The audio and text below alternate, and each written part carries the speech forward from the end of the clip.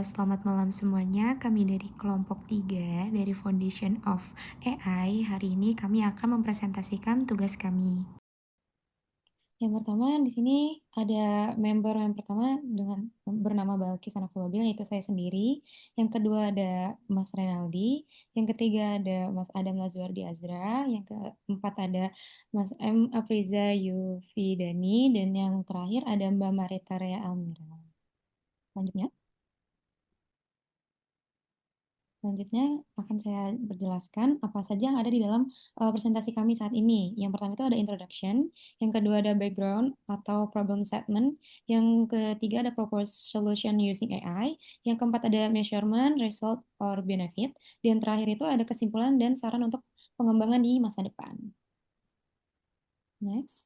Yang pertama itu ada introduce ya. Kita mengenal apa itu kecerdasan buatan atau AI. AI merupakan teknologi yang semakin berkembang pesat dan memberikan dampak signifikan di berbagai sektor, termasuk di bidang pendidikan. Nah, dalam konteks pendidikan, penerapan AI membuka peluang baru untuk meningkatkan kualitas pembelajaran melalui personalisasi materi, evaluasi otomatis, hingga pembelajaran adaptif yang menyesuaikan dengan kebutuhan setiap siswa. Dengan demikian, AI tidak hanya membantu mempercepat proses belajar mengajar, tetapi juga menciptakan lingkungan pendidikan yang lebih efektif dan inklusif.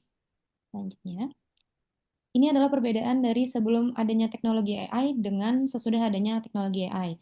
Sebelumnya itu ada keterbatasan waktu dan tempat. Kalau misalkan sekarang sudah bisa digunakan kapan saja dan di mana saja melalui platform AI. Nah, sebelumnya juga tidak bisa subjektif dan berkala. Sekarang bisa data driven, akurat, dan secara terus-menerus berkembang. Sebelumnya juga terbatas pada kelas fisik. Kalau sekarang bisa melalui chatbot atau tutorial virtual juga sekarang sudah ada. Selanjutnya akan diperjelas oleh Mas Renaldi. Nah, jadi sekarang saya akan menjelaskan terkait background atau problem statement. Nah, di sini ada 5 yang ingin saya jelaskan. Next. Yang pertama ini permasalahan akses pendidikan. Jadi di Indonesia ini masih banyak wilayah yang terpencil, di mana kita sulit untuk mengakses pendidikan berkualitas karena ada keterbatasan guru, fasilitas, dan internet. Yang kedua ada ketidaksesuaian gaya belajar. Jadi setiap pelajar ini memiliki cara yang berbeda. Ada yang cepat menangkap materi, ada juga yang sulit memahami, baik dari lewat audio ataupun dari latihan soal. Jadi ketidaksesuaian ini bisa menyulitkan belajar dari mahasiswa ini karena memiliki gaya yang berbeda. Dan ketiga ada beban guru dan evaluasi manual. Guru ini tidak hanya mengajar tetapi juga mengurus penilaian, administrasi dan laporan hasil belajar. Ini juga banyak mengambil waktu karena yang seharusnya bisa lebih efisien dengan teknologi AI. Dan yang keempat, waktu belajar yang terlalu lama. Dalam sistem konvensional, siswa sering menghabiskan waktu berjam-jam untuk memahami materi yang sebenarnya bisa dipelajari dengan cepat dengan menggunakan teknologi karena kita bisa menggunakan AI tersebut untuk merangkum secara cepat. Baik, next. Dan yang terakhir, ketertinggalan dalam penguasaan teknologi di masa yang akan datang. Jadi jika sistem pendidikan ini tidak cepat beradaptasi, generasi muda ini sangat bisa mudah untuk tertinggal karena di dunia saat ini dan ke depan sangat tergantung kepada teknologi. Maka dari itu penerapan AI bisa jadi langkah awal memperkenalkan pelajar pada teknologi modern sehingga mereka tidak gagap teknologi atau gaptek dan siap menghadapi dunia kerja di masa yang akan datang. Oke. Baik, selanjutnya saya akan menjelaskan mengenai proposed solution using AI berdasarkan program background problem statement dari yang dijelaskan oleh Mas Renaldi tadi. Boleh di next. Yang pertama adalah platform pembelajaran daring. Siswa dapat berinteraksi dengan chatbot untuk mengajukan pertanyaan tentang materi pembelajaran atau meminta definisi istilah-istilah yang biasanya tidak dijelaskan dalam buku. Ini membantu keterbatasan guru karena seringkali siswa-siswa itu tidak dapat menemukan gurunya 24/7 dan lalu juga mengatasi keterbatasan fasilitas karena tidak adanya ruang kelas atau guru yang tidak hadir. Lalu sistem pembelajaran yang adaptif. Ketika seorang siswa mulai belajar topik baru, AI akan memberikan serangkaian pertanyaan diagnostik untuk mengukur pengetahuan awal mereka, dan lalu pembelajaran mereka akan disesuaikan dari diagnostik yang dilakukan oleh AI tersebut. Boleh di next? Selanjutnya, sistem pelacakan kemajuan siswa dan penilaian esai otomatis. Penilaian esai otomatis ini akan membantu dari guru-guru bila mendapatkan banyak siswa dan memotong jam kerja mereka yang harus mengoreksi setiap esai-esai siswa-siswanya. Lalu personalisasi efisiensi dan efektivitas. AI dapat secara akurat mengidentifikasi di mana letak kesalahpahaman atau kelemahan siswa berdasarkan pola jawaban mereka pada soal atau latihan. Boleh di next? Yang terakhir, membangun literasi teknologi sejak dini secara adaptif. AI dapat mengidentifikasikan kesenjangan pengetahuan teknologi pada setiap siswa dan menyiapkan materi pembelajaran yang dipersonalisasi. Ini memastikan setiap siswa membangun fondasi teknologi yang kuat disesuaikan dengan tingkat pemahaman dan minat mereka. Bukan pendekatan satu ukuran untuk semua yang seringkali membuat beberapa siswa tertinggal. Oke, selanjutnya measurement result atau benefit. Jadi manfaat AI apabila diterapkan dalam bidang pendidikan itu cukup signifikan membawa manfaat, yaitu cara belajar mengajar, meningkatkan efektivitas proses pendidikan. Berikut adalah beberapa efisiensi dan otomasi tugas administratif. Secara hasil metrik, penghematan waktu guru itu sangat signifikan, 20-30% waktu yang sebelumnya digunakan untuk penilaian secara manual dan tugas administratif ini dapat diselesaikan lebih efektif. Yang kedua, ada peningkatan akurasi penilaian. Dalam penggunaan sistem otomasi berbasis AI ini, penilaian dapat lebih konsisten dan objektif, menghindari human error dalam penilaian. Kemudian contoh AI untuk penilaian essay otomatis dapat memberikan umpan balik yang positif bagi proses belajar mengajar yang lebih baik. Aksesibilitas dan inklusivitas yang lebih baik. Untuk rekan-rekan siswa yang disabilitas dapat menggunakan AI sebagai alat bantu yang membuat proses pembelajaran lebih aplikatif. Di antaranya speech to text and text to speech itu bisa kita aplikasikan untuk rekan siswa tunarungu ataupun tunanetra untuk berpartisipasi lebih aktif. Peningkatan jangkauan pendidikan juga dapat borderless, artinya batas-batas yang dulu secara fisik bisa diatasi. Bimbingan belajar juga bisa diterapkan di mana saja dan kapan saja dengan dukungan akses internet dan di luar jam sekolah yang konvensional. Teknologi AI sangat baik dan sangat progresif untuk bidang pendidikan. Studi kasus ini di sekolah dasar yang kita contohkan ini pembelajaran untuk membaca bagi siswa-siswa untuk berlatih membaca ini bisa dapat meningkatkan hasil yang jauh lebih baik dibanding konvensional karena proses pembelajarannya progresif, dapat memberikan prediksi, kemudian umpan yang positif untuk memberikan rangsangan-rangsangan secara kognitif.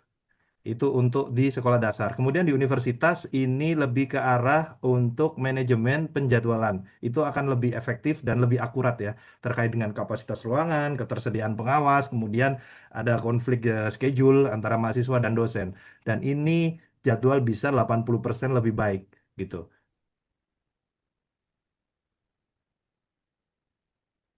Selanjutnya, kesimpulan dasaran untuk pengembangan di masa depan. Bisa disimpulkan bahwa pemanfaatan teknologi AI telah memberikan perubahan positif dalam dunia pendidikan.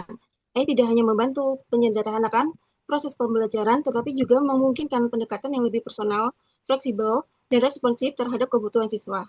Berbagai teknologi seperti machine learning, NLP, dan sistem adaptif telah terbukti mendukung peningkatan hasil belajar, mengurangi beban administrasi guru, serta memperluas akses pendidikan termasuk bagi siswa di daerah terpencil maupun penyandang disabilitas. Selanjutnya saran untuk pengembangan di masa depan, yang pertama di bidang infrastruktur digital, bisa lembaga pendidikan itu perlu memastikan tersedianya perangkat dan koneksi informasi yang memadai agar seluruh siswa dapat mengakses platform AI. Yang kedua, yaitu dengan pembuatan kompetensi guru. Jadi guru harus diberi pendidikan untuk memahami dan mengintegrasikan AI dalam metode mengajar mereka sehingga teknologi dapat dimanfaatkan secara maksimal. Yang ketiga, kemitraan. Dengan ini bisa berkolaborasi antara institusi pendidikan dan perusahaan teknologi penting untuk menghadirkan solusi AI yang relevan dan konteks lokal.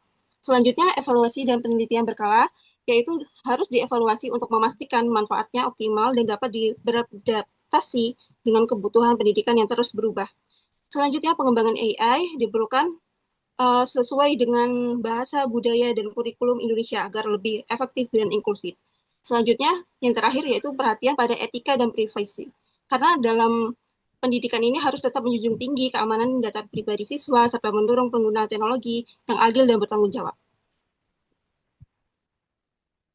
Selanjutnya, kami akan menjelaskan beberapa jawaban dari pertanyaan yang sudah ada.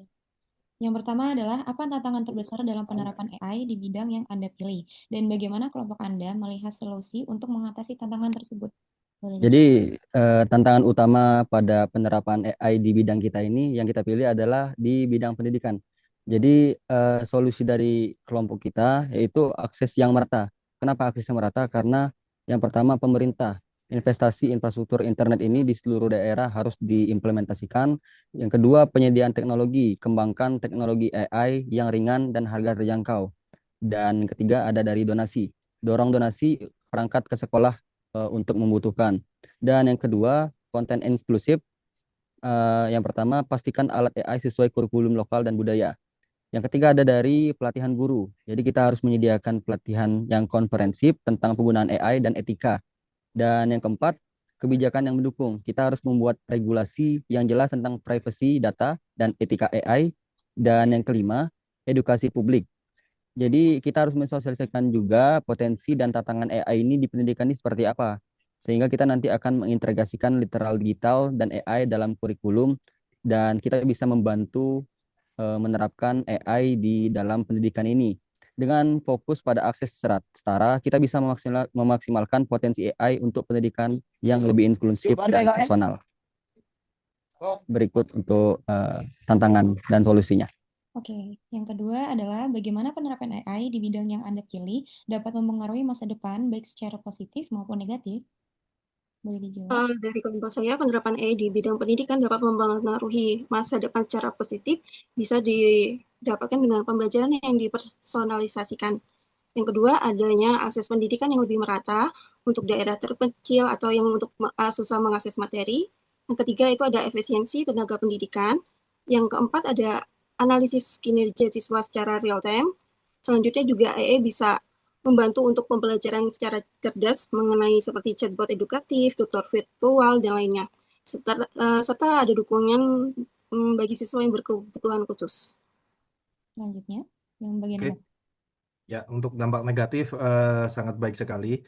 Namun ada challenge atau tantangan yang perlu diatasi untuk dampaknya, yakni yang pertama kesenjangan digital. Di beberapa area Indonesia masih memerlukan infrastruktur yang lebih merata untuk akses internet sehingga aplikasi AI dapat terjangkau. Kemudian ketergantungan pada teknologi ini yang menjadi catatan bagi siswa agar tidak menghilangkan kemampuan untuk berpikir kritis. Kemudian isu privasi dan etika. Ini data yang ada itu harus dimanage dengan baik, terutama oleh Komdigi, pemerintah selaku regulator, agar bisa mengkompilasikan semua kebutuhan untuk pembelajaran AI bagi siswa-siswa di seluruh Indonesia. Itu dari saya. Selanjutnya itu, jika Anda diberikan kesempatan untuk mengembangkan teknologi AI yang lebih lanjut di bidang ini, inovasi apa yang akan Anda usulkan? Dan jelaskan alasan dan manfaat dari inovasi tersebut. Boleh dijawab?